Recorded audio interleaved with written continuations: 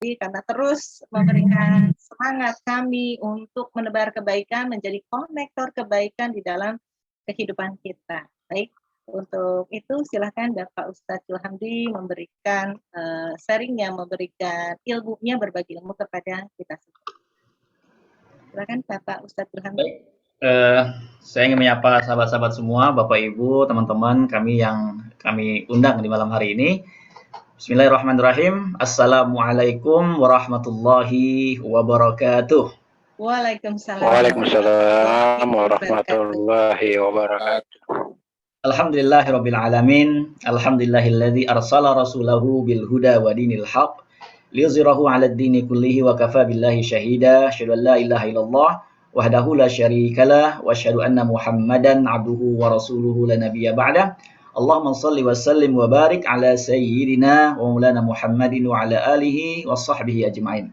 Amma ba'du, alhamdulillah, bersyukur pada Allah Subhanahu wa taala, syukur kita karena malam hari ini Allah masih memberikan kita nafas, masih memberikan kita umur, masih memberikan kita kesempatan untuk mempersiapkan kehidupan kita yang kekal abadi, yaitu kehidupan di akhirat. Dan alhamdulillah malam hari ini kami ucapkan terima kasih buat teman-teman semua, Bapak Ibu yang hari ini hadir di acara kita tentang wakaf ya, tentang perwakafan. Nah, malam hari ini insya Allah sama-sama kita akan tolabul ilmi ya, tolabul ilmi, belajar memahami tentang wakaf itu sendiri ya. Karena memang wakaf ini sangat penting sekali untuk sama-sama kita persiapkan ya. Nah, untuk mempersiapkan wakaf kita memang perlu mengetahui keutamaan wakaf ya, pentingnya wakaf seperti apa ya, kemudian juga hal-hal terkait wakaf tentunya. Nah, untuk itu malam hari ini ya izinkan saya akan memberikan beberapa informasi ya terkait tentang perwakafan. Mudah-mudahan apa yang sama-sama kita pelajari malam hari ini bermanfaat untuk kehidupan kita yang sesungguhnya, yaitu kehidupan kekal abadi nanti di akhirat kelak insyaallah. Ya. Bapak Ibu Allah Subhanahu wa taala ya, bicara tentang wakaf memang tema yang banyak sebagian orang itu menganggap wakaf itu nunggu kaya gitu ya, sebagaimana tema kita di kesempatan hari ini. Ya, jadi kalau mau berwakaf nunggu ada uangnya, nunggu ada lebihnya. Ada anggapan kedua bahwa kalau mau berwakaf ya, kalau mau berwakaf itu kan kita kebanyakan beranggapan bahwa wakaf itu kita membantu orang lain ya, kita membantu lembaga, membantu yayasan, membantu masjid ya, atau lembaga-lembaga wakaf ya, anggapannya seperti itu. Padahal ketika kita berwakaf itu sebenarnya kita membantu diri kita sendiri ya, kita sedang mempersiapkan yang terbaik untuk kehidupan kita gitu ya. Nah, untuk itulah malam hari ini coba kita akan sama-sama memahami lebih dalam tentang perwakafan. Mudah-mudahan kita semakin bertambah ya persiapan kita tentunya untuk menghadapi kehidupan kita di akhirat kelak dengan adanya amal berupa wakaf ini. Baik, saya akan sharing ya beberapa slide ya, yang mudah-mudahan slide ini akan membantu kita ya untuk memahami penjelasan ya tentang wakaf. Karena memang kalau ada gambarnya itu ya itu lebih menarik kadang untuk dilihat gitu ya. Oke, langsung saja ya, tema kita malam ini berwakaf itu mudah kok ya gitu ya. Tanpa harus kita menunggu ada uangnya atau terlebih dahulu kaya dulu baru berwakaf. Nah, ini fakta ya, kita sampaikan dulu ya, dalam flyer kita juga kita tuliskan di situ bahwa memang ya di Indonesia saat ini ya sebenarnya tanah wakaf itu sudah banyak sekali ya, ada 430.000 hektar tanah wakaf. Ini Bapak Ibu boleh nanti cek di Google ya, berita-beritanya banyak sebenarnya. Ya bahkan sekarang ada bertambah ya. Sudah di atas 450.000 hektar bahkan. Nah, yang menyedihkan adalah ya dari data tanah wakaf yang sudah diwakafkan ini ya, ini 90%-nya ya Bapak Ibu ya, 90%-nya nganggur Bapak Ibu. Gitu ya. 90% nganggur maksudnya apa? 10%-nya bisa dikelola, nggak bisa digunakan, nggak bisa diapa-apain. Kenapa itu terjadi? Tanah wakafnya ada, tapi tidak bisa dipakai tanah wakafnya untuk bangun sekolah, bangun rumah sakit, ya, bangun pesantren, bangun masjid. Karena ada masalahnya. Masalah terbesarnya adalah orang berwakaf tanah, tapi untuk membangun menjadi suatu yang bermanfaat buat umat, ya, buat orang banyak itu dananya nggak ada, gitu ya, dananya nggak ada, ya. Nah, yang kedua faktanya, ini kita bicara fakta dulu sedikit ya, informasi buat kita bersama, mudah-mudahan kita memahami ini bahwa dari 235 juta penduduk muslim Indonesia ya, yang ngerti tentang wakaf itu masih sangat rendah ya, di bawah 50%. Eh, jadi taunya kan adalah ya sedekah, zakat aja, infak. Tapi wakaf itu kan ilmunya lebih dalam lagi gitu ya, karena ada syarat, ada rukunnya yang memang bukan hanya beranggapan wakaf itu harus dalam bentuk tanah dan bangunan gitu ya, atau dalam bentuk masjid ya, atau dalam bentuk madrasah dan makam. Pada umumnya memang pemahamannya masih seperti itu. Nah, fakta berikutnya adalah setelah Badan Wakaf Indonesia melakukan berbagai survei gitu ya dan melakukan edukasi syiar dan seterusnya, bahwa sebenarnya ya kalau kita bisa himpun dana wakaf dari umat muslim di Indonesia saja, itu potensinya per tahun bisa 2.000 triliun. 2.000 triliun itu gede banget gitu ya. Tapi ada tapinya ya, baru 400 miliar saja per tahun yang bisa dihimpun dananya. Nah, kenapa itu terjadi gitu ya? Nah, sebabnya utama adalah ya ini juga di media dijelaskan di sana bahwa wakaf belum berkembang seperti zakat karena yang pertama anggapan ya masyarakat kita tentang wakaf itu nggak wajib gitu ya, sukarela. Ada alhamdulillah, nggak ada ya kan Allah nggak memberatkan hambanya, begitu anggapannya. Ya beda sama zakat. Zakat karena wajib, takut berdosa. Umat Islam takut berdosa gitu ya. Jadi mereka melakukan yang namanya zakat. Tapi untuk wakaf satu yang sukarela ya nanti dulu lah gitu ya. Nah, yang kedua literasi ya, edukasi tentang perwakafan itu sendiri masih kurang ya, masih kurang. Kendalanya di mana? Ya kendalanya karena memang wakaf ini masih dianggap tadi ya masih dianggap suatu yang tidak wajib, masih dianggap suatu yang nomor dua gitu ya. Padahal, nah ini padahalnya ya wakaf itu sangat penting sekali. Untuk itulah malam ini kita akan kaji bersama gitu ya. Nah, kenapa kita ngobrolin wakaf ya? Dari fakta-fakta tadi, dari data tadi, kenapa sih kita harus ngomongin wakaf? Apakah karena kita mau menghimpun dana untuk membangun tanah yang kosong itu? Enggak juga gitu ya. Kita bicara wakaf hari ini ya bukan nanti-nanti, kenapa? Nah ini ya. Ini kalau Bapak Ibu boleh dalam hati atau dalam pikiran mungkin ya, dalam benak kita ya Bapak Ibu yang hadir mungkin juga pernah nggak sih punya anggapan seperti anggapan berikut ini ketika kita melakukan ajakan ya atau melakukan syiar wakaf kepada beberapa orang, mereka nganggapnya ini pertama ya, wakaf itu sunnah ya, yang namanya sunnah kan nggak wajib ya, namanya nggak wajib ya nanti dulu ya kan. Allah juga nggak membebani hambanya kalau kita belum mampu gitu, itu alasannya gitu ya, klasik sekali gitu ya. Allah kan nggak membebani hambanya, kalau hambanya belum ada kemampuannya nggak apa-apa, nanti dulu lah gitu ya. Yang kedua ada beranggapan juga nih, kalau wakaf itu memang itu kan dibutuhkan oleh mereka yang sudah usia lanjut, mereka butuh persiapan amal soleh, butuh amal jariah. Untuk apa? Untuk menemani mereka nanti di alam kubur. Kalau saya masih muda, ya. Kalau saya masih jauh lah, ya. Nanti aja untuk wakaf, gitu ya. Nah, berikutnya juga, belum kepikiran, ya. Wakaf sekarang tuh kayaknya nanti dulu aja lah, ya. Nanti dulu masih jauh lah. Impian saya masih banyak, rumah belum kebeli, ya. Mobil belum kebeli, kemudian kebutuhan anak sekolah masih banyak, ya. Lagian pula dananya belum ada saat ini. Jadi untuk wakaf kayaknya nanti dulu aja. Ini banyak banget Bapak Ibu semua yang hadir teman-teman ya, punya anggapan seperti ini. Ya, nah, wakaf nanti aja itu apakah tepat gitu ya. Jadi kita kadangkala ya menjadikan wakaf itu nomor sekian dari prioritas hidup kita gitu ya. Kenapa sih wakaf itu tidak menjadi prioritas utama gitu ya? Karena tadi anggapan umumnya bahwa kita kayaknya hidup kita ini masih 20 tahun lagi, 30 tahun lagi, ya masih jauh lah gitu ya. Jadi kayaknya wakaf tuh nanti dulu. Yakin? Nah pertanyaannya, yakin kita masih hidup lama gitu ya? Yakin kita masih hidup lama?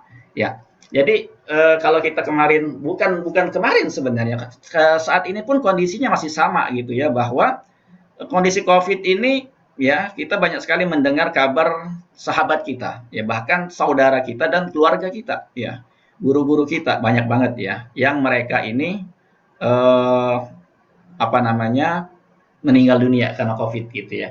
Jadi anggapan wakaf nanti aja itu tuh nggak tepat gitu ya. Kalau kita beranggapan wakaf nanti aja ya, karena kenapa? Karena kematian dengan adanya COVID ini ya bisa menimpa siapa aja. Nah, kita bicara wakaf hari ini adalah karena ini sebenarnya Bapak Ibu ya. Jadi kami mengundang Bapak Ibu semua, ya saya, ya kita semua yang hadir malam hari ini. Kita bicara wakaf kenapa? Karena kain kafan kita sudah ditenun. Itu alasan utamanya, ya. Kenapa kita harus ngomongin wakaf sekarang? Iya, karena kain kafan kita itu sudah ada, sudah ditenun. Bahkan sebagian orang sudah siapin kain kafan di rumahnya. Ya, kita pun yang belum nyiapin itu sudah disiapin. Ya, sudah dijahit, sudah ada di toko, ya. Tinggal kapan waktunya aja dibelikan oleh keluarga kita, ya, atau oleh anak kita atau orang tua kita atau oleh pasangan kita dibelikan kain kafan lalu dipakaikan di tubuh kita, ya. Dipakaikannya kapan? Ya, itulah karena kita nggak tahu maka kita bicara wakaf, ya. Kullu nafsin dha'iqatul maut. Setiap yang bernyawa pasti akan mati. Ya, kita bicara wakaf karena kita akan mati, ya. Nah, wa innama ya tuwaffawna ujurakum yaumil qiyamah. Nah, orang-orang yang disempurnakan pahalanya tidak akhirat, ya.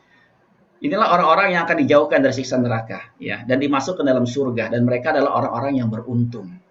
Apakah kita termasuk di situ, gitu ya? Nah, kalau kita lihat, ya ini kuburan yang ada di bagian depan ini adalah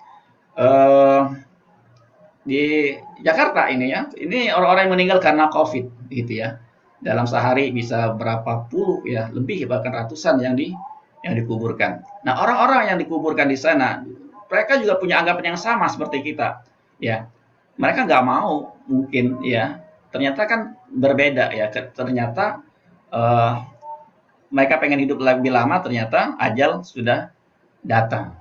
Nah, oleh sebab itulah, ya kita bicara wakaf karena kenapa? Ya, karena setiap detik hidup kita ini, ya, kita sedang menuju kepada ruang sempit kuburan itu. Pada saat kita dikuburkan, ya kita hanya ditemani oleh kain kafan kita dan tadi amal kita, ya amal wakaf yang kita sudah siapkan ketika kita masih hidup di dunia. Ini teman-teman, ya Bapak Ibu semua ya, kita bicara wakaf karena ini, ya keinginan terbesar ya orang yang sudah meninggal dunia, ya itu adalah mereka pengen balik ke dunia cuma ingin satu aja amalnya, yaitu berwakaf, ya. Fayaqula rabbi laula akhartani ila ajalin qarib fa asaddaqa wa kum minas sholihin. Kalau sekiranya ya kematianku bisa ditunda sekejap saja, sebentar saja, ya maka aku akan melakukan yang namanya sedekah. Sedekah ini adalah sedekah jariyah, ya sedekah jariyah adalah sedekah wakaf. Ya fa asaddaqa wa kum minas sholihin, aku menjadi orang-orang yang sholih. Nah, dari ayat ini boleh kita ambil sebuah istimbat, ya istimbat itu sebuah tadabbur atau sebuah renungan. Kalau sekiranya ya keinginan terbesar orang-orang yang sudah berada di alam kubur, ya, pengen ke dunia lagi, pengen diberikan kesempatan sebentar saja, mereka ingin berwakaf. Kenapa sih orang yang masih hidup, ya, keinginan terbesarnya bukan berwakaf, ya kan? Orang yang sudah meninggal dunia, ya, orang yang sudah dipanggil Allah, pengen diberi kesempatan sebentar saja, cuma pengen berwakaf. Mereka bukan pengen umroh, pengen haji, pengen sholat tahajud, ya, pengen baca Quran, enggak. Ya, pengen berwakaf, ya, karena wakaf inilah yang akan menemani mereka menjadi pahala jariyah terus mengalir pada saat amal lain sudah tidak bisa lagi menolong mereka, gitu ya. Jadi ini coba menjadi renungan kita bersama bahwa orang yang sudah meninggal dunia itu pengen balik ke dunia melakukan satu amal berupa wakaf, ya. Nah, bagaimana dengan orang-orang kita semua yang masih diberikan kehidupan? Adakah keinginan itu? Gitu ya. Ataukah kita masih menganggap itu adalah suatu hal yang masih panjang, ya. Kita nunggu ada uangnya, kita nunggu nanti dulu, ya. Anak kita masih butuh biaya sekolah, ya. Ini itu masih belum kita penuhi sehingga kita menomor sekiankan untuk berwakaf itu, gitu ya. Nah, ini menarik ya. Utsman bin Affan, ya. Utsman bin Affan ini adalah seorang sahabat Rasulullah terdepan dalam bersedekah, berinfak, berwakaf, bahkan tawaran untuk berwakaf sumur di Madinah itu Utsman adalah orang yang menjawab panggilan Rasulullah. Tetapinya adalah Utsman ini ketika melihat kuburan, ya, melewati kuburan dia menangis. Kenapa? Dia begitu takutnya, ya, dia tidak selamat di alam kubur itu. Padahal kita tahu Utsman itu amalnya udah luar biasa. Dalam beberapa kali Rasulullah yang mengajak sahabat-sahabatnya untuk mempersiapkan harta untuk berjihad dan seterusnya, ya, untuk menyumbang Baitul Mal dan seterusnya, itu Utsman adalah orang yang paling duluan, ya, paling banyak infak sedekah wakafnya. Tetapi ya, ketika dia melihat di kuburan, ya, dia menangis sampai jenggotnya itu basah. Ya. Kemudian ditanya oleh Hani, ya. Hani ini dulu adalah budaknya, kemudian dibebaskan. Lalu Hani bertanya, ya Utsman, kenapa engkau begitu sedihnya, menangis begitu terseduh-seduhnya ketika engkau melihat kuburan? Ya, kata Utsman apa? Ya, aku mendengar Rasulullah SAW bersabda, Innal qabra, ya, awwalu manazilil akhirah. Sesungguhnya Rasulullah bersabda bahwa kuburan itu adalah tempat tinggal pertama, ya, di akhirat kelak. Fa inna minhu fama ba'dahu aisar minhu. Kalau orang selamat di kuburnya, ya, maka kehidupan setelahnya dia akan lebih mudah. Ya, jadi Utsman di sini takut nggak selamat di alam kuburnya.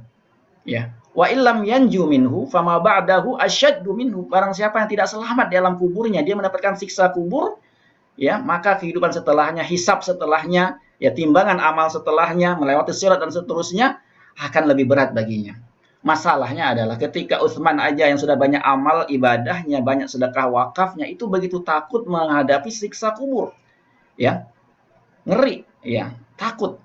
Ya, karena Rasulullah menyampaikan sabdahnya seperti itu, ya. Ma ra'aitu manzaran qat illa wal qabru afza'u minhu. Kata Rasulullah, aku tidak melihat suatu pemandangan yang lebih menakutkan daripada kuburan. Nah, jadi bicara wakaf adalah bicara tentang teman kita di alam kubur. Karena kita tahu semua, ya, semua akan kembali ketika menghantar ke alam kubur. Anak, istri, suami, orang tua, ya, saudara kita pulang. Harta kita, ya, pulang. Ya, yang tinggal adalah amal. Masalahnya kita mau masuk surga dengan amal apa? Ya, coba sama-sama mari malam ini coba kita bukan pengen apa ya, bukan pengen kita ini sok-sokan solih atau sok-sokan sudah banyak amal ya, tapi coba sama-sama kita renungkan. Kalau sekiranya besok ya atau malam ini ya Allah panggil kita dan ternyata besok kita sudah siap dikuburkan, ya kira-kira apa amalan spesial kita yang kita bisa membuat hati kita tenang untuk dikubur itu kita ada yang menemani. Mungkin bacaan Al-Quran kita setiap hari 1 juz, mungkin sholat tahajud kita setiap malam, mungkin sholat kita khusyuk, ya, mungkin bacaan Al-Quran kita yang rutin kita lakukan atau ibadah-ibadah lain. Ya, kalau kita sendiri nggak yakin, ya Utsman aja yang amalnya begitu luar biasa nggak yakin, dia takut dia. Bagaimana dengan kita orang-orang biasa ini yang penuh dengan salah, khilaf, lalai dan dosa seterusnya, gitu loh. Jadi inilah pentingnya ya penekanannya di sini sebenarnya. Kenapa kita bicara wakaf? Ya, karena kita sangat takut kalau seandainya di kuburan nanti kita nggak ada apa-apa yang kita bisa menyelamatkan kita di alam kubur. Mudah-mudahan kalau kita sudah merencanakan wakaf, menyiapkan wakaf, itulah yang bisa kita harapkan. Ya, karena kenapa? Karena Rasulullah bersabda, ya, idza matal insan, idza mata inu ada dalam riwayat yang lain. Apabila manusia meninggal dunia, ya, maka putus semua amalnya, kecuali 3 perkara. Ya, yang pertama adalah sedekah jariyah. Ya, yang kedua ilmu yang bermanfaat, yang ketiga anak yang saleh. Nah, coba kita lihat dulu anak yang saleh. Kita sebagai anak, rutinkah kita mendoakan orang tua kita? Apalagi kalau kita seandainya punya anak yang memang kita nggak bisa mendidiknya menjadi anak yang saleh, ya. Kita pengen masukin pesantren mahal gitu ya, sehingga kita berikan sekolah yang biasa-biasa saja gitu ya. Atau juga ilmu kita sudah ngajarin orang lain ilmu apa gitu ya, yang bermanfaat buat orang lain. Nah, kalau kita nggak yakin dengan 2 hal itu dan kita juga nggak mempersiapkan wakaf, lalu apa nih gitu loh. Apa nih amalan kita yang kita harapkan bisa terus menambah pahala kita pada saat kita meninggal dunia. Maka inilah ya amal jariyah berupa wakaf inilah adalah amal yang paling sangat dibutuhkan. Ya. Kapan dibutuhkannya? Setelah orang itu meninggal dunia. Karena dengan adanya amal wakaf ya, inilah akan meneruskan ya memberikan pahala yang mengalir, ya, menambah berat timbangan amal seseorang. Bagi siapa? Bagi yang punya amal wakaf. Ya, bagi yang mempersiapkan wakafnya selagi dia hidup di dunia, bagi yang sudah ya merencanakan wakafnya ketika dia masih hidup di dunia. Nah, bicara tentang kehidupan dunia, berapa lama kita hidup di dunia? Gitu ya. Berapa lama? Ya, kalau kata Rasulullah ya, cuma 60-70 tahun. A'maru ummati ma baina sittin ila sab'in. 60-70 tahun aja. Ya, cuma 60-70 tahun aja. Ya, ada yang lebih dari itu, tapi nggak banyak. Tetapi kalau kita lihat faktanya lagi, ya sekarang ini ya, yang meninggal di bawah 50-60 ya udah banyak. gitu ya. Artinya kehidupan itu ini nggak lama ya. Bapak Ibu semua yang hadir di hari ini ya, kita semua nggak jamin ya, yang 30, yang 40 ya. Kita ini sebenarnya sedang menunggu satu sebab kematian kepada sebab kematian berikutnya. Ya, nggak ada yang tahu kehidupan kita sampai di mana. Tetapi selama-lamanya hidup dunia cuma sementara. Gitu ya. Nah, apa yang kita kumpulin? Ya, rumah mewah, ya kan? Kendaraan, 1, 2, 3, perhiasan yang mungkin kita simpan ya di safety box, tabungan kita deposito, barang-barang branded ya yang kita rela ya beli gitu ya, rumah yang rela kita cicil, kendaraan yang rela kita cicil. Pada akhiratnya, pada akhirnya semua ini akan kita tinggalkan ya. Pada akhirnya semua ya akan berpindah kepemilikan. Pada akhirnya semua akan ya menjadi milik orang lain, kecuali ada yang sudah kita alokasikan ya, yang sudah kita siapkan ya, yang sudah kita wasiatkan ya untuk kita wakafkan di jalan Allah Subhanahu wa taala. Itulah yang bisa menemani kita di alam kubur ya, yang akan menambah berat timbangan pahala kita ketika kita nanti sudah berada di alam kubur. Bicara alam kubur nggak apa Bapak Ibu ya. Memang ya kita itu perlu bicara tentang kematian ya. Kalau kita nggak pernah bicara tentang kematian, hati kita ini keras gitu ya, seakan-akan kita ini hidup selama-lamanya ya, maka memang perlu banget sekali kita diingatkan tentang kematian ya, diingatkan tentang kehidupan kita setelah kematian. Lalu apa yang kekal ya, berapa lama hidup di akhirat? Nah ini ya, hidup di akhirat itu adalah khalidina fiha abada, kekal selama-lamanya, kekal selama-lamanya. Banyak ayatnya ya, 110 ayat dalam Al-Qur'an bicara tentang kekekalan kehidupan di akhirat. Masalahnya adalah kita kekal di mana ya, kekal di surga ataukah kekal di neraka? Ya, tidak ada di antara keduanya. Ya, maka harapan kita adalah kita semua bisa hidup kekal nanti di surga. Ya, nah kalau kita bicara tentang dunia, Rasulullah menyampaikan, wallahi demi Allah, mad dunia, tidaklah dunia itu fil akhirah illa mithlu ma yaj'alu ahadukum isba'ahu fil yammi falyanzur bima yarji'. Ya, lihatlah ya. Dunia itu enggaklah sebanding dengan akhirat ya, kecuali seperti orang yang mencelupkan jarinya ya ke lautan. Ya, lalu diangkatlah jarinya tersebut. Nah, yang sisa di ujung jarinya itulah kehidupan dunia. Ya, seberapa besar harta yang kita miliki, bermiliar-miliar, bertriliun-triliun bahkan ya, itu kecil seperti tetes air yang ada di tunjuk itu aja kehidupan dunia ini. Itu ya. Dibanding dengan kehidupan kita di akhirat. Maka ya, hasibu anfusakum qabla an tuhasabu. Hisablah dirimu, hitunglah dirimu sebelum engkau dihisab nanti. Nah, inilah renungan kita di malam hari ini. Coba kita lihat ya timbangan amal kita. Sudah yakinkah kita ya bahwa antara amal dan dosa kita itu lebih berat amal kita ketimbang dosa kita? Ya, kalau saya sendiri nggak yakin. Ya, kita ini di zaman yang mudah sekali untuk melakukan maksiat ya. Buka handphone, ketemu orang ya. Banyak peluang-peluang maksiat itu terjadi. Ya, maka ya kalau ternyata ya dalam kondisi kita dipanggil Allah dan timbangan amal kita sedikit dan timbangan dosa kita berat, lalu apa nih amalan yang bisa menambah timbangan amal kita? Ya, maka ada ungkapan ya, ad-dunya mazratul akhirah. Dunia adalah ladang akhirat. Ya, sebaik-baik bibit tanaman yang ditanam ketika di dunia adalah wakaf. Nah, masalahnya kita sudah menanam bibit itu belum? Ya, apakah masih menganggap wakaf itu nanti aja? Ya, padahal bibit terbaik ya dari ladang akhirat itu adalah ketika kita berada di dunia ini adalah dengan mempersiapkan wakaf. Nah, wakaf itu adalah melapangkan jalan menuju surga. Dalilnya apa? Ada ya dalilnya. Surat Al-Imran ayat 133 dan 134. Wasari'u ila maghfiratin min rabbikum. Bersegeralah kalian kepada ampunan Tuhanmu dan surga yang luasnya seluas langit dan bumi. Disediakan untuk orang-orang yang bertakwa.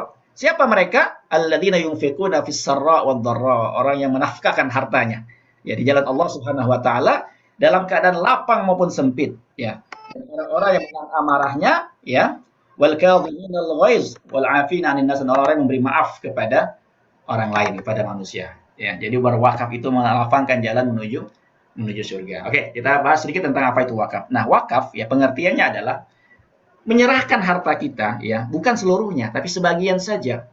Untuk apa? Untuk dimanfaatkan ya, atau selamanya atau untuk jangka waktu tertentu. Sesuai dengan kepentingannya ya, untuk apa? Untuk ibadah atau untuk kemaslahatan umum ya, sesuai dengan syariat. Nah, wakaf itu merupakan penyerahan harta untuk Allah ya, penyerahan harta yang memang harta itu titipan Allah, dikembalikan kepada Allah tapi dimanfaatkan untuk kepentingan umat. Nah, itu yang disebut dengan wakaf ya. Nah, wakaf itu berbeda dengan sedekah biasa, ya. Wakaf itu ternyata ada rukun, gitu ya. Apa rukun wakaf? Yang pertama wakif atau muwakif, yaitu orang yang berwakaf. Yang kedua adalah mauquf, hartanya, ya. Hartanya apa nih yang diwakafkan? Rumah, mobil, kendaraan, nilai uangnya, itu, ya. Yang ketiga adalah mauquf alaih. Siapa nih nanti yang menerima manfaat dari wakaf ini? Buat apa? Buat pendidikan, buat dakwah, ya, buat yatim, duafa, dan seterusnya, ya. Kemudian ada namanya nazir wakaf. Nah, wakaf ini harus dikelola oleh lembaga yang terpercaya, yang amanah, ya, yang mereka ini akan nanti mengelola harta wakaf tersebut. Yang kelima ada namanya ikrar wakaf, pernyataan, ya, bahwa, ya, kita menyatakan baik dengan lisan ataupun dengan tulisan, ya, ataupun dengan isyarat bahwa apa yang tadi kita punya kita wakafkan, ya, untuk kepentingan tersebut, ya, yang kita inginkan, gitu ya. Itu yang disebut dengan rukun wakaf. Oke, sedikit kita bicara tentang bagaimana contoh nyata, ya, kehebatan wakaf ini dalam sejarah Islam, ya. Yang pertama adalah Masjid Nabawi.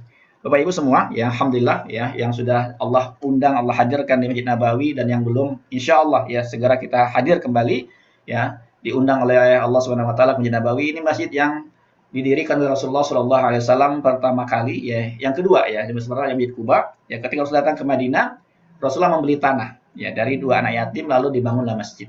Nah, Rasulullah SAW telah mencontohkan, ya, berwakaf, ya, mewakafkan tanahnya kemudian membangun masjid, ya. Kedua adalah Masjid Kuba, ya. Masjid Kuba ini juga masjid yang dibangun dengan wakaf, gitu ya, dibangun dari tanah wakaf juga, ya. Dan ini masjid yang bersejarah karena inilah masjid yang pertama dalam sejarah Islam, ya, dalam sejarah Rasulullah hijrah ke Madinah. Dan fadilahnya, ya, sholat di Masjid Kuba seperti kita mendapatkan pahala umrah, gitu ya, sengaja sholat di sana. Nah, sahabat-sahabat berwakaf ada namanya Umar bin Khattab, ya. Mewakafkan apa yang diwakafkan? Ya, wakaf kebun kurma Khaybar, ya. Jadi sekarang juga ada namanya istilahnya wakaf perkebunan, ya. Wakaf produktif berupa wakaf perkebunan, meneladani oleh Sayyidina Umar bin Khattab, ya. Kemudian juga wakaf Utsman bin Affan, ya, yaitu sumur Raumah, ya, yang ada di kota Madinah. Ya, ini sejarahnya mungkin kalau kita baca, ya, atau kita dengar, ini menarik sekali, ya. Bagaimana Utsman membeli sumur ini dari orang Yahudi kemudian diwakafkan untuk kaum muslimin, dan sampai hari ini, ya, tanah di mana lokasi Utsman membeli sumur tersebut itu subur, ya, dan di situ ditumbuhi kurma-kurma yang sampai hari ini itu yang disebut dengan Mazra'ah Bi'r Utsman, ya, kebun kurma Utsman bin Affan, sampai hari ini masih berbuah lebat, gitu ya, masih berbuah lebat, masih menghasilkan, ya, dan luar biasa, ya. Utsman berwakaf 1400 tahun yang lalu, tapi, ya, pahalanya masih terus mengalir dari apa? Dari keuntungan kurma yang apa namanya dijual, kemudian hasilnya diberikan untuk para kaum muslimin, duafa, dan orang-orang yang membutuhkan, ya. Nah, menarik juga adalah wakaf pada zaman Khilafah Umayyah. Pada waktu itu sudah ada rumah sakit yang dibangun gratis, gitu ya. Jadi orang-orang yang berobat pada waktu itu, ya, sakit berat atau sakit ringan, berobatnya gratis pada zaman Khilafah Umayyah, ya. Dan ini sekarang juga diteladani oleh beberapa nazir wakaf, ya. Kemudian juga ada namanya wakaf Universitas Al-Azhar di Kairo, ya, di Mesir.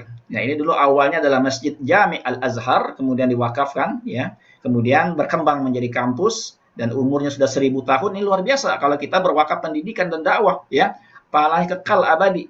Ya, ini luar biasa orang-orang yang berwakaf pada waktu itu sampai hari ini masih mengalir pahalanya.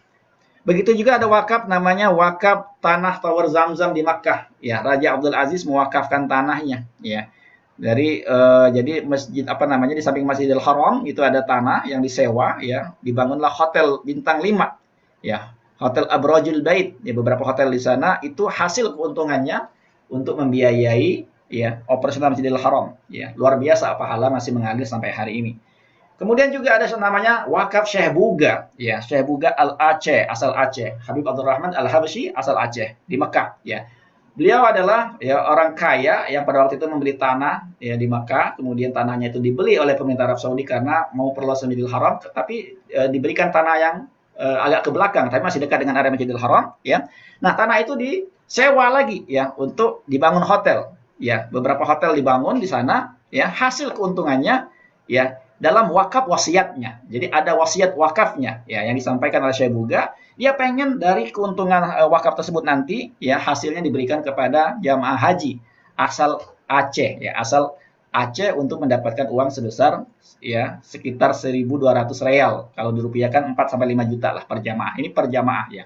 Nah, totalnya itu sudah lebih dari 5,2 triliun ya. Karena setiap tahun setiap orang dapat uang sekitar 4 sampai 5 juta.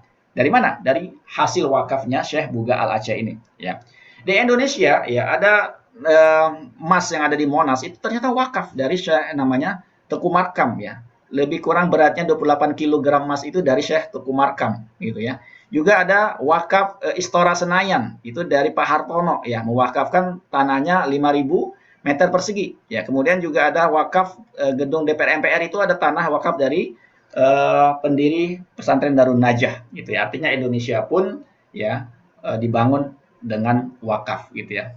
Termasuk pesawat terbang pertama ya yang dibeli pada waktu itu rakyat Aceh mengumpulkan uangnya ya, dibelilah pesawat terbang pertama, pesawat kepresidenan ya pada waktu itu. Nah, oke, bicara tentang wakaf sejarahnya sangat panjang, sangat menarik sekali kalau kita kaji gitu ya. Di negara-negara Islam itu luar biasa bagaimana pengelolaan wakafnya.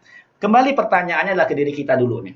Ya, ke diri kita yang masih sangat jauh ini gitu ya, yang belum punya bekal ini ya, pengen nggak sih pertanyaannya ya. Kalau ditanya kepengen boleh Bapak Ibu ya, yang sekedar kepengen nggak apa-apa, tolong di chat aja, ditulis, mudah-mudahan keinginannya Allah mudahkan gitu ya. Pengen nggak sih kalau kita dapat pahala jariah ya, mendapatkan kemuliaan dari Allah Subhanahu Wa Taala berupa kemuliaan ibadah wakaf ini ya, dan juga meneladani Rasulullah Shallallahu Alaihi Wasallam, meneladani sahabat Rasulullah Shallallahu Alaihi Wasallam dengan berwakaf. Ayo ya. Pengen ya? Ya silakan. Ya banyak yang kepengen ya. Luar biasa. Pasti kita punya keinginan. Kalau kita orang yang beriman, punya iman di hati kita, dan kita merasa kita masih jauh, ya pastilah kita ada keinginan untuk punya amal wakaf ini. Ya. Nah, begini pertanyaan keduanya adalah, ya kalau di rekening kita hari ini ada uang, ya, ataupun di deposito kita, di tabungan kita ada uang, mau nggak sih? Ya, yuk saya ajak Bapak Ibu. Ya, kita wakaf buat dakwah dan pendidikan, ya. Buat dakwah dan pendidikan, ya, buat bangun pesantren, ya. 500 juta. Ya, 500 juta. Ya, mau nggak? Ya. Aduh, 500 juta. Mau sih kalau ada gitu ya. Mau sih kalau ada, ya. Tapi uangnya belum ada nih. Uangnya belum ada. Pun kalau ada kan uang itu biasanya dipakai dulu buat berbisnis, buat macam-macam gitu ya. Nah, kalau belum ada, berarti kan kita harus menabung dulu, ya kan? Kita kumpulin dulu uangnya, baru nanti bisa diwakafin. Lalu sampai kapan tuh kita ngumpulin uang? Ya, nah maka ada cara nih. Ya, kita ada dua cara biar bisa berwakaf 500 juta nilainya. Cara pertama adalah kita kumpulin 1 juta per bulan dengan cara kita tabung. Ya, kita tabung per bulan lah untuk kita niatkan berwakaf 500 juta. Bulan pertama 1 juta, bulan kedua 1 juta, bulan ketiga 1 juta, bulan keempat 1 juta, seluruh sampai bulan ke-500. Ya. Berarti kan ada 500 bulan dikali 1 juta, totalnya 500 juta. Masalahnya adalah, ya, Bapak Ibu umurnya berapa hari ini? Ya, kita semua umurnya berapa? Yang udah 40 tahun berarti di usia 81 tahun. Ya, baru dia bisa terkumpul 500 juta. Masalahnya sampaikah umur kita? Ya, yang sudah usia 50 tahun, kalau ditambah 40 tahun lagi, biar bisa berwakaf 500 juta, di usia 90 tahun, masalahnya sampai nggak? Ya, usia kita. Ya, artinya kalau kita mau berwakaf 500 juta, ya dengan menyisihkan 1 juta sebulan, itu nggak kumpul-kumpul. Ya, belum lagi ada tawaran iklan, ya diskon, ya kita tarik, akhirnya nggak terkumpul-kumpul. Ujung-ujungnya kita nggak bisa berwakaf, ya, dalam jumlah maksimal, ya. Nah, maka ada cara kedua, ya. Ada cara kedua, yaitu dengan cara ada program wakafnya melalui Repro Syariah, ya, namanya Kuantum Wakaf. Nah, ketika kita ikut program ini, anggaplah kita bisa menyisihkan 1 juta sebulan, ya, maka kita bisa langsung melakukan yang namanya ikrar wakaf atau janji wakaf, ya. Dengan apa? Dengan menentukan nazir wakaf yang kita inginkan. Ya, jadi ketika di iuran pertama yang kita bayarkan tersebut, ya kita bisa langsung menunjuk, ya, nazir wakafnya. Nah, ini ada beberapa nazir pilihan yang bisa kita amanahkan, gitu ya, nanti untuk berwakaf, ya, untuk kita wakafkan harta kita tersebut. Ya, ada Al-Azhar, ya, ada Dompet Duafa, ada Rumah Wakaf, ada I-Wakaf, ada Wakaf Mandiri, ada Wakaf Ikadi, ya, ada Wakaf Kampung Maghfirah, dan ada Wakaf Yakesma yang sudah bekerja sama saat ini, ya. Nah, bulan kedua, ya, kita iuran saja, bayar iurannya gitu ya, dengan program ini 1 juta, bulan ketiga 1 juta dan terusnya. Ternyata qadarullah taala kita dalam perjalanannya ya, anggaplah ini contoh saja ya, baru 4 bulan meninggal dunia ya. Maka ya dalam kondisi kita meninggal dunia ini ya, nilai wakaf kita adalah sebesar 500 juta. Gitu ya. Karena kita ikut program wakaf yang 500 juta walaupun kita baru membayar ya, atau baru mencicil ya 3 juta, tetapi kita tetap bisa berwakaf sebesar 500 juta. Nah, 500 juta ini langsung dikelola oleh nazir wakaf yang kita tunjuk ya, yang kita sebutkan tadi ya. Tergantung kita mau tunjuk beberapa nazir juga boleh ya, atau 1 atau 2 nazir boleh ya, terserah kita mau mewakafkan kemana dengan program mereka sebagai berikut gitu ya. Kalau kita mau pengen punya wakaf rumah sakit ya, kita wasiat wakafkan, ikrar wakafkan ke domain duafa ya. Kalau kita pengen wakafnya masjid atau wakaf pendidikan ya, wakaf sumur dan juga wakaf mobil jenazah, kita bisa wakaf ke Al Azhar. Atau kalau kita pengen wakaf buat sekolah-sekolah di daerah kepulauan gitu ya, atau wakaf produktif perkebunan, atau pengen wakaf air bersih, bisa kita ke rumah wakaf. Atau wakaf sumur juga nih, yaitu ke iwakaf ya, wakaf klinik atau wakaf juga lahan pesantren juga ada ya, wakaf iwakaf ini. Kita bisa lakukan wasiat wakafnya, ikrarnya ke iwakaf. Atau yang pengen bangun masjid. Nah, pengen bangun masjid atas nama diri sendiri bisa ya, yaitu kita wasiat wakafkan ke IKADI namanya. Ya, Ikatan Dai Indonesia ini punya program membangun 1000 masjid di seluruh wilayah Indonesia.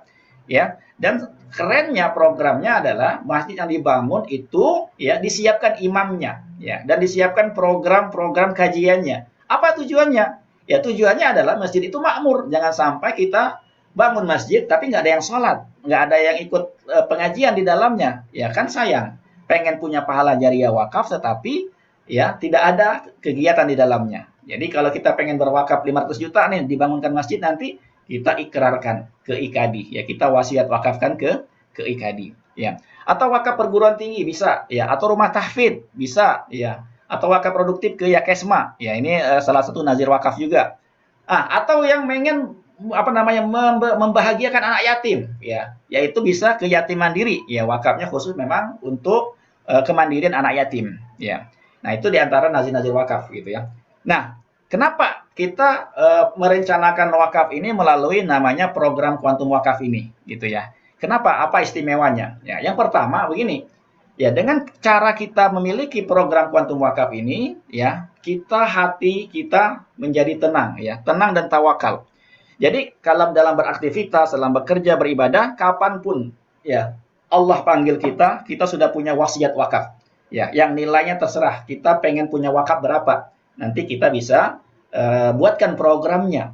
Ya, seandainya kita pengen punya wakaf 1 miliar, bisa. Ya, kita buatkan program wakaf 1 miliar, ya, kita iuran. Ya. Nah, artinya kalau kita sudah punya program ini, ya hati kita tenang. Kapanpun dipanggil Allah, insya Allah pahala wakaf sudah ada. Ya. Yang kedua, ringan dan optimal. Jadi seperti umroh dan haji. Kalau kita nggak rencanakan, sampai kapan kita nggak akan bisa dipanggil haji dan umroh. Kalau wakaf nggak kita rencanakan, nggak kita cicil, nggak kita siapkan terlebih dahulu, sampai kapanpun kita nggak bisa berwakaf.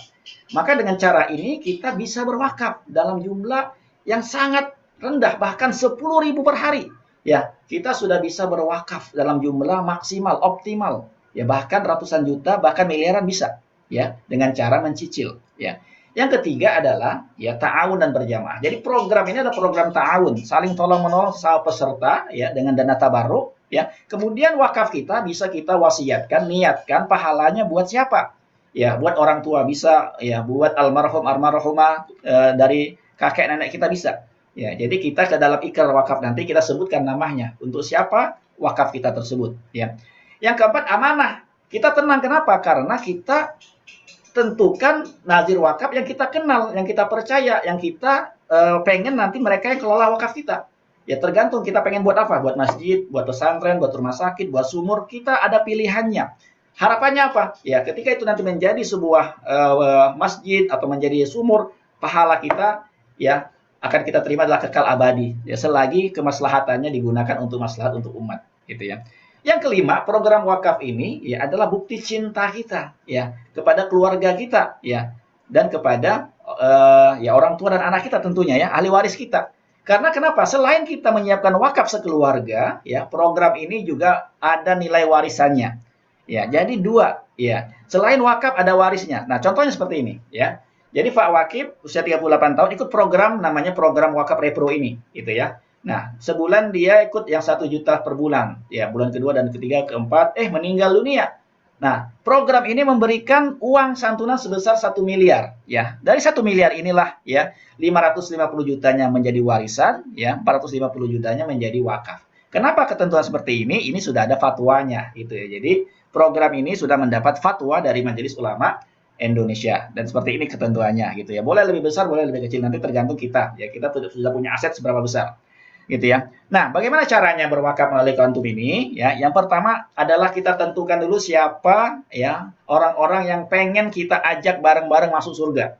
Ya, jangan sampai kita berwakaf itu buat diri sendiri. Sayang, ya di dunia aja kita sendiri tuh nggak enak ya. Apalagi nanti di akhirat kita sendirian. Mana anak istri kita, keluarga kita, orang tua kita, di dalam neraka. Ya, siapa yang tega hatinya, siapa yang rela hatinya ya ketika kita hanya memikirkan diri kita saja.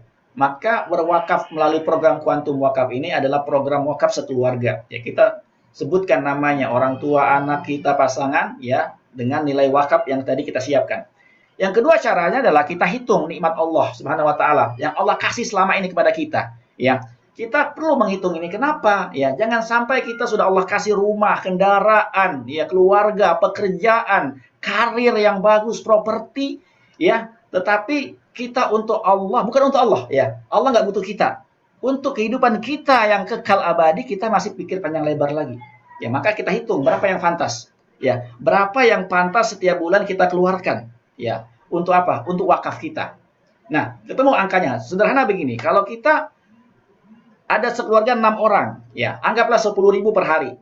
Ya, terlalu kecil ya. Oke, 20.000 per hari, ya. Ya, 20.000 per hari, ya, dikali 5 orang umpama. Kan 100.000. 100.000 dikali 30 hari, 3 juta. Nah, kira-kira kalau kita alokasikan 3 juta sebulan, berat nggak? Ya, rata-rata berat, gitu ya. Nah, itu 3 juta, aduh gede juga ya. Tapi kadang kita lupa gitu ya, nikmat Allah tuh udah banyak banget. Kita berani mencicil rumah aja, ya. Itu cicilannya rumah yang kita tinggalin, ya. Itu ada yang 10 juta, nyicil ada yang 15 juta, ya. Nyicil mobil ada yang 6 juta, ada yang 8 juta, ada yang 10 juta, ya. Itu buat dunia aja orang berani mencicil, ya. Pantaskah kita ya buat akhirat kita berpikir panjang lebar, aduh nanti anak sekolah gimana, aduh nanti buat ini gimana, aduh buat ini gimana. Orang rela ya untuk mencicil sesuatu yang fana yang dia tinggalkan, tetapi untuk mencicil wakafnya berat. Kenapa itu terjadi, Bapak Ibu? Ya, karena ada ayatnya, sederhana ya, ada ayatnya ya. Ayatnya asyaitanu ya'idukumul faqra wa ya'murukum bil fahsya. Setan itu seringkali menakut-nakuti kalian dengan kemiskinan.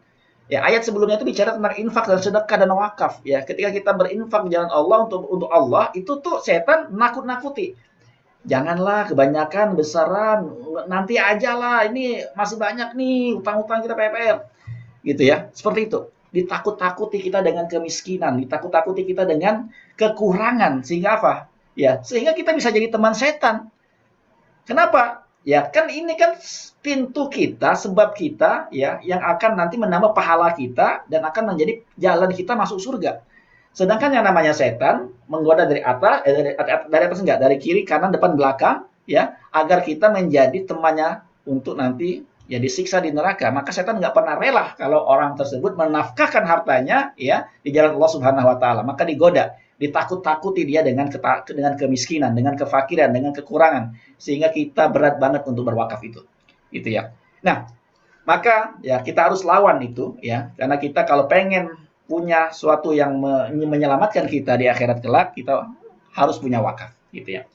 Maka kita niatkan bismillahirrahmanirrahim, ya niat aja dulu ya dengan mengharap ridha Allah Subhanahu wa taala. Ya, meneladani Rasulullah SAW dan para sahabat, ya serta meraih pahala jariah dan tiket surga bersama keluarga saya tercinta. Pada hari ini saya niatkan untuk mengikuti program Quantum Wakaf. Semoga Allah mudahkan dan meridhai niat mulia ini. Amin ya rabbal alamin. Nah, suatu ketika ya Umar dengan 10 para sahabat datang kepada Rasulullah. Lalu ada yang bertanya kepada Rasulullah, "Ya Rasulullah, man aqyasun nas wa akramun nas?" Ya Rasulullah, siapa orang yang paling cerdas dan paling mulia itu? Kata Rasulullah, ya, aktsaruhum dzikran lil maut. Orang yang paling banyak mengingat kematian, wa asyadduhum isti'dadan lahu, dan orang yang paling siap ya menghadapi kematian itu. Itulah orang yang cerdas, mempersiapkan diri untuk kematian itu. Ya, mereka membawa kemuliaan dunia ya dan kehormatan di akhirat. Ya, alhamdulillah ya sudah banyak orang-orang yang ikut program wakaf ini, di antaranya ya ini ada ibu rumah tangga, ya, Ibu Tia. Ya, 30.000 dia mau sisihkan uang yang dari belanjanya ya. Untuk apa? Untuk dia punya wakaf 500 juta. Bisa nggak? Bisa. Ya, 30.000 per hari tapi dia punya wakaf 500 juta. Bisa. Ya. 30.000 ya Ibu Nur, ya. Dia menyiapkan wakaf 1 miliar. Sorry, saya terlalu semangat. Ini juga Pak Yoga. Ya. Wakaf 1 miliar ya buat keluarga. Kemudian juga Ibu Chandra Ibu Kraswara. Wakafnya 2 miliar ya untuk orang tua ya dan juga untuk dirinya. Ini Malfi ya, baru 21 tahun ya, tapi sudah memikirkan wakaf buat orang tuanya. 750 juta ya. Kemudian juga Aditya 23 tahun ya, merencanakan wakaf sejak dini ya. Malu kita ya, anak muda 23 tahun udah merencanakan wakaf sebesar 1 miliar yang diniatkan atas nama orang tuanya ya. Kemudian juga Pak Mardianto ya mewakafkan nilainya 5 miliar ya, dengan iuran per bulan dia ikut yang 4 juta ya. Nah, ini juga nih di Kampung Mafiro juga ini Bu Sari ya berwakaf ya ke Kampung Mafiro. Kemudian juga itu ada mobil.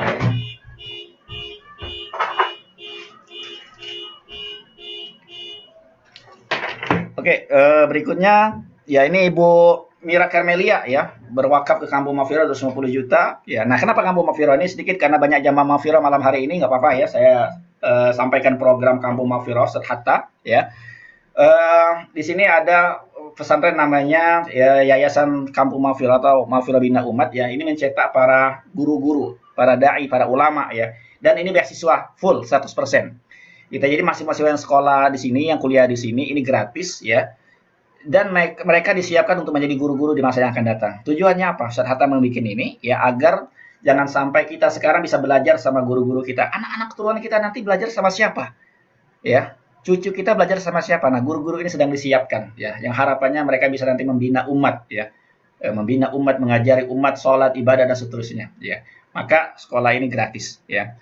Ini Kampung Mafirohnya ya, masjidnya ya, ini kegiatannya ya. Kita kemarin juga ngundang ya beberapa wakif kita untuk support Kampung Mafiro dengan berwakaf di sini. Ya, ini kegiatan mahasiswanya ya. Nah, kenapa kita ajak Kampung Mafiro? Ya, ini ada 35 hektar ya di Caringin Bogor ya, yang memang tujuannya adalah kita mempersiapkan generasi selanjutnya nanti akan menjaga umat ini, menjaga akidah umat ini dan menjadi penerus ya yang akan mengajarkan nilai-nilai agama ini kepada generasi-generasi setelah kita nanti insyaallah ya. Maka kita siapkan wakafnya dari sekarang.